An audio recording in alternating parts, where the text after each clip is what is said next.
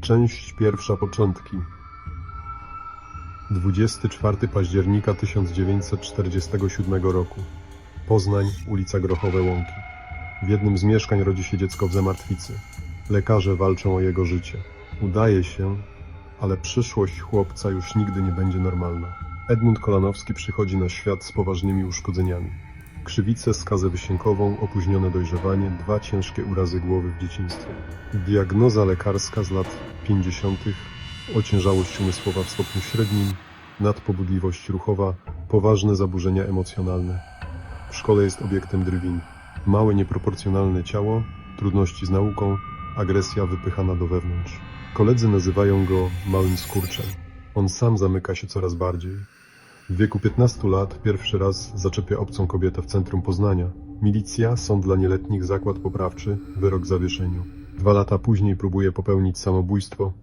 Wbija sobie nóż w brzuch. Udaje się go odratować. W 1966 roku pierwsze więzienie, pobicie, 1,5 roku odsiadki.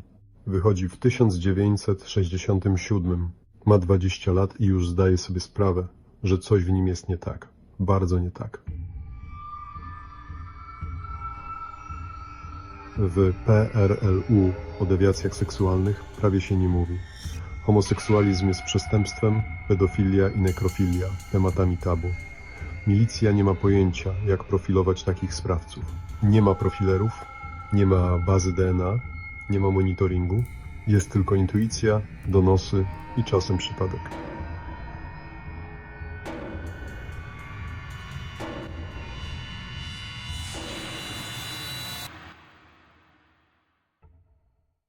Część druga. Pierwsze zbrodnie i więzienie.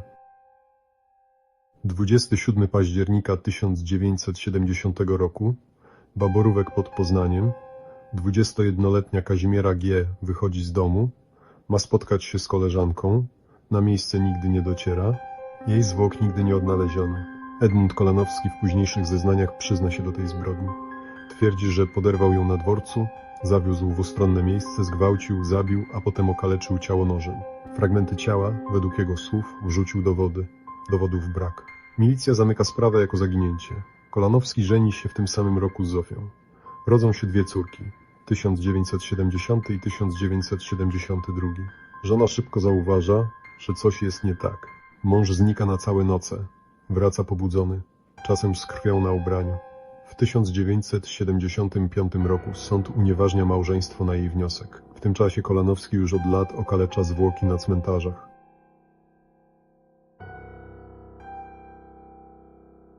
Najpierw profanacja zwłok sąsiadki w 1972 roku, potem kolejne. W lipcu 1980 roku kaplica cmentarna w Nowej Soli. Wycina fragmenty ciała, zabiera do domu, tworzy z nich manekina.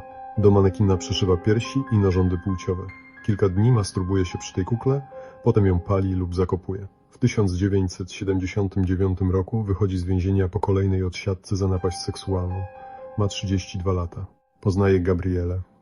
Rodzi pierwszym się córka. Z pozoru normalne życie. Elektryk, rodzina, mieszkanie na osiedlu. Ale nocami jeździ na cmentarze.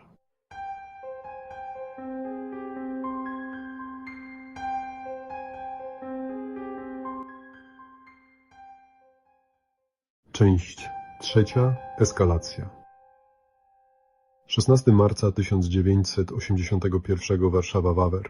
20-letnia kobieta czeka na przystanku.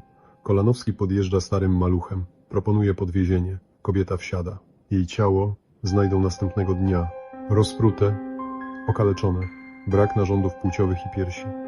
Milicja łączy sprawę z serią okaleczeń na cmentarzach w Wielkopolsce, ale trop ginie. 4 listopada 1982. Na Ramowice, Poznań, 11-letnia Alinka wraca ze szkoły. Nigdy nie dociera do domu. 15 grudnia ciało dziewczynki zostaje odnalezione na nasypie kolejowym. Rozcięte, okaleczone w sposób identyczny jak poprzednie ofiary. Brak piersi i narządów rodnych. Cała poznańska milicja zostaje postawiona na nogi. Powstaje specjalna grupa na Ramowice. Szukają mężczyzny o dewiacjach nekrofilnych. Krążą plotki o wampirze z Naramowic, chirurgu, zimnym chirurgu. 26 luty 1982. Jeszcze przed morderstwem Alimki Kolanowski wykopuje ciało młodej kobiety z kaplicy na tym samym cmentarzu. Okalecza zwłoki, zostawia ślady butów i fragmenty gazety. To właśnie te ślady okażą się początkiem końca.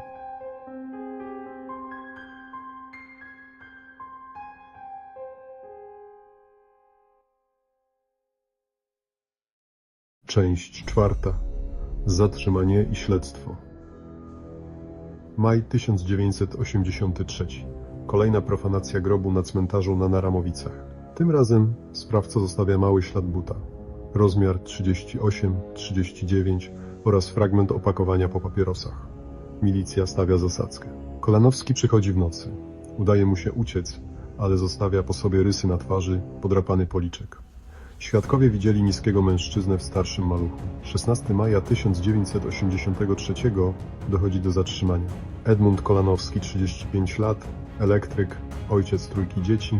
Podczas przeszukania mieszkania znajdują notes z makabrycznymi rysunkami, noże chirurgiczne, fragmenty tkanek w słoikach, zszywki tapicerskie. Przesłuchania trwają miesiące. Przyznajesz się do zabójstwa dziewczynki na Naramowicach? Tak, zrobiłem to, bo musiałem. Żywe ciała mnie nie interesują, tylko martwe. A kobieta z Wawra, Kazimiera z 1970?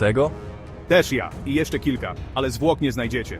W sumie przyznaje się do 6 morderstw. Prokuratura udowadnia jedynie 3. Dodatkowo 5 udowodnionych profanacji grobów i kradzież złotego pierścionka z jednej z trumien. Nekrofilia, fetyszyzm, sadyzm nekrofilny, pedofilia nekrofilna, osobowość psychopatyczna z silnym komponentem nekrofilnym, brak empatii, brak poczucia winy. Proces rusza w 1984 roku. Sala sądowa Wojewódzkiego Sądu w Poznaniu pęka w szwach. Ludzie stoją na korytarzach. Gazety piszą o bestii z Poznania, zimnym chirurgu. Kolanowski siedzi spokojnie. Czasem się uśmiecha. Odpowiada rzeczowo, bez drżenia głosu. Oskarżony, czy żałuje pan popełnionych czynów? Nie, one dawały mi ulgę. Żywe kobiety mnie brzydziły. Martwe były czyste.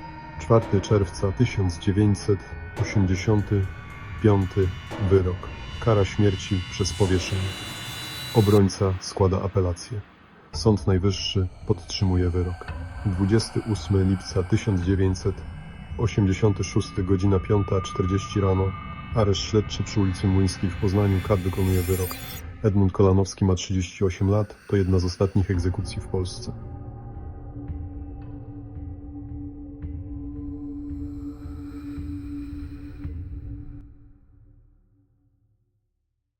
Część 6. Epilog i refleksja.